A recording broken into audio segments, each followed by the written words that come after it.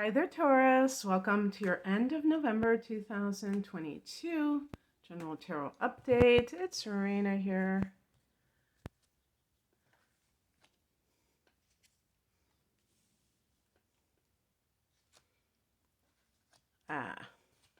Glad to see the Magician with those other cards because they're, all right. I was just thinking because I have Taurus rising, so your rising sign determines your ruler, so that means my ruler is Venus. And when I do these readings, when I keep like an open topic, it seems like love relationships pop out at me all the time. Because those first two cards I picked seem kind of sketched out there, what they represent. The heart of the matter is the Eight of Swords. This is a card of feeling like trapped. But the Eight of Swords, I feel, is coming from this programming that you have received at some time in your life. And this programming may be completely bogus. It may not be coming from a legitimate place.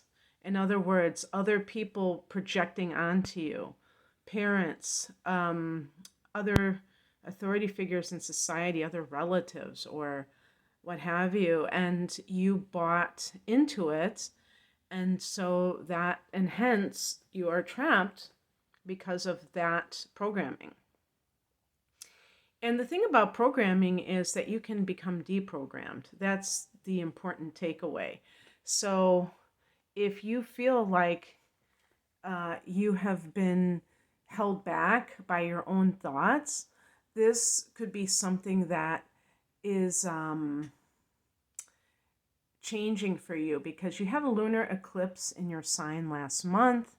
Well, earlier this month, on November 8th. And so you are going to be learning to let go of self-defeating patterns. You have Uranus transiting your sign, so that sense of liberation, getting free of all of this stuff that doesn't necessarily belong to you. In the past position, we have the Seven of Swords. So this can be somebody who is cheating on you or cheating you. Like if it's at work, you're not getting paid what you deserve because you're afraid that you can't get another job. Something like that. That is a form of theft as well. Or intellectual theft, if somebody keeps stealing your ideas and passing them off as their own, and you don't say anything because you don't want to rock the boat. That's another example. But all of that, what's happening outside of you is still something that you have to rise to the occasion and refuse to continue to be to allow it to occur. And I feel like once you do that, you will start to see these types of situations disappear. And the higher message goes along with that. The Magician. The Magician it's not pulling a rabbit out of a hat. It's about co-creating with the universe. It's about, those elements on his table, the four suits, the pentacles, all of them represent different things. A cup. Being able to take what you have and make something positive with it, that's called resourcefulness. And I feel like Taurus people have resourcefulness, but sometimes you kind of fall into that trap of, overconsumption and, looking to solve all your problems with retail therapy instead of you creating, because you are a very creative force. So you can create your way out of this situation. If this is a relationship that you are in, that you feel trapped in it, like you feel like you love this person, or you feel like you're going to really have problems without this person, the Magician is asking you to look at what you can draw strength from right now in creating a new reality for yourself. What crosses you is the moon card. The moon card is connected to the sign of Pisces, so maybe this is that person and they are a Pisces. The lower nature, if I'm picking it for this position like a reversed moon, well, actually, I didn't pick this reversed, but I'm reading it like a challenge card. So the upright position might be more challenging than the reversed, actually. And it's about deception. It's about and the deception could be coming from the other party, but can also be coming from yourself, where you're lying to yourself about this situation and, putting on those rose-colored glasses, trying to say that everything is okay when it's not. And that's on you. That's something that you have to transcend the need to do because it's not serving you. And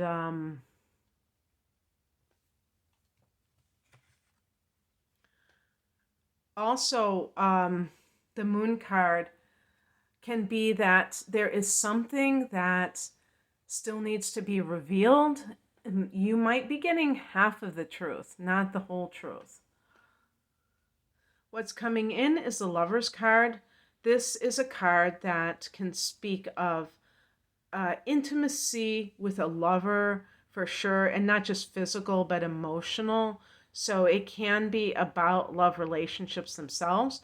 It's connected to the sign of Gemini, but I feel that it can also be about a choice that has to be made. It's like sometimes people are really unsatisfied with a relationship and they keep complaining about it. And ultimately, they have to make a choice. Are they going to stay? And if they stay, they're going to have to accept what is and not what they want to be. Or are they going to leave? And if they leave, then they have to accept that a situation is what it is, that they can't do anything to control that person and they don't want to be in that person's life anymore. But the bottom line is that if you are looking for love and you're in a relationship where you feel like the Eight of Swords, you feel oppressed, you feel anything but love, you feel like you're always wondering what that person is doing, you don't trust them, then you're in hell, first of all, but you're not, that's not what love is. So you have to admit that to yourself. That's why the moon card is in that position, because the person in question is not admitting to themselves that they are unhappy in an unhealthy relationship, and so on and so forth. You might be the kind of person who is addicted to relationships, attached to relationships. You always have to have a relationship to go to after, if your relationship is failing, and maybe you don't have a relationship lined up.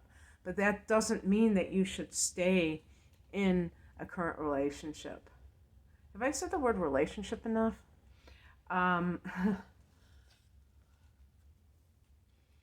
The outcome is the Empress card. This is your card. This is the card that is connected to Venus. I think this is not the Rider-Waite deck, so I don't know if they have Venus. I think that thing that she has in her heart and the thing that's like a form of the Venus symbol. But on the Rider-Waite deck, they have the actual symbol. So the Empress is the card of the Divine Feminine. It's the card of the Earth Mother. It's the card of love, abundance, and creativity. And so it can also be creating children in addition to artistic works. So, for instance, if you are in a job where you do not get to exercise your creativity, there may be something going on. I forgot to say that the moon card is connected to creativity too, that you are a frustrated artist where you can't do what you really want to do. And sometimes I would even go to the extent of saying somebody who wants to be able to um, call the shots in their, in the work that they're doing, where they're not just taking orders. And there's nothing wrong with taking orders. I just want to make that clear. It's just that at some points in our life, we may have a vision of something that we want to do that we have to do for ourselves, that we can't, do through working for somebody else. And it's almost to me like a spiritual thing sometimes, where a person just feels like they have to put this out into the world. Just like when somebody gives birth to a child, that child may be conceived in a very seemingly incredible type of way, or it just doesn't, it wasn't something that they planned, what have you, but the child still needed to be born. That soul needed to come into this reality. And so the basic idea here is that when you clear the decks, when you are able to let go of things that you should let go of, and that was what that lunar eclipse was trying to teach us.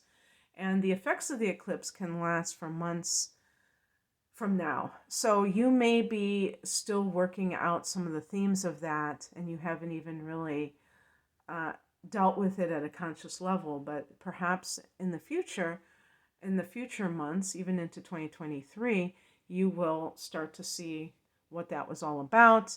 But in general, being able to let go of what no longer serves you, but also what is never belonged to you in the first place, which could be that Eight of Swords. Okay, that's what I have for you. And then you let love into your life, the real kind. That's what I have for you. I hope that this resonated, Taurus. If you would like a private reading, I'm promoting my double astrology readings called Deep Dive, which is an hour of natal chart analysis with an hour of transits for a special price. And I have another one of those package deals with a full-length tarot reading for a special price. And, I have single readings as well. You can find out more information at rainandmoonastrology.com. The link is below. Take care.